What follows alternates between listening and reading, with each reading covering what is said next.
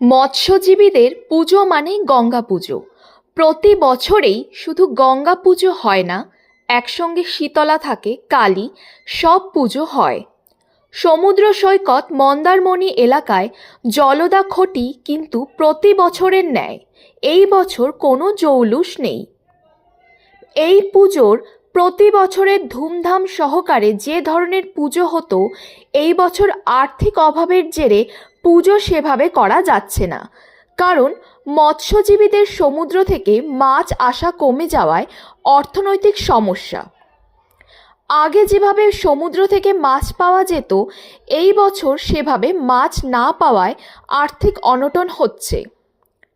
মৎস্যজীবী পরিবারদের সেই কারণে এই পুজোয় আর্থিক বেশি খরচ করা যাচ্ছে না। কোনো রকমে পুজো করতে হচ্ছে জলদাখটিতে। এই এলাকায় পুজো মানে ব্যাপক পরিমাণে মানুষের সমাগম হতো, কিন্তু এই বছর জৌলুস নেই বলে সেভাবে মানুষের সমাগম নেই।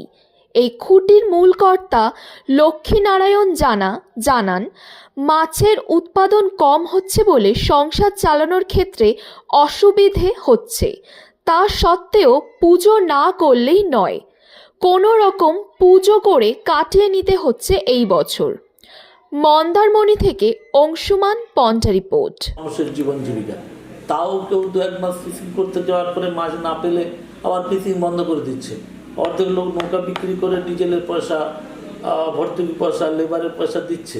তার জন্য এটা নিয়ম মাফিক একটা পূজা হচ্ছে, কিন্তু যে আন্তরিকতায়, যে আবেগে, যে কষ্ট পরিশ্রম করে সবাই জমায়েত হতো, এখন সেটা হয় না। আর আরেকটা বিষয় হচ্ছে, এইসব উপকূল এলাকায় ফটির মেলাটাই ছিল এলাকার প্রধান পুজো, মেলা, পার্বণ। ফটিতে গঙ্গা থেকে, শীতলা থেকে, মনসা থেকে, কালী থেকে, নারায়ণ থেকে পুজো হতো। মানুষ তখন দুর্যোগের জন্য, মানুষ তখন চিকিৎসার অভাবের জন্য, যোগাযোগ বিচ্ছেদের জন্য ঈশ্বরের উপরে প্রচুরভাবে নির্ভর করতেন। এই কারণে এখানে জৌলুসভাবে পুজো হতো। বাবা সাহেবের কাছে পুজো যেত, তো মিয়া সাহেবের কাছে পুজো যেত, তো আবার এখানে নাচিন্দার কাছে, নাইকেলের কাছেও পুজো যেত।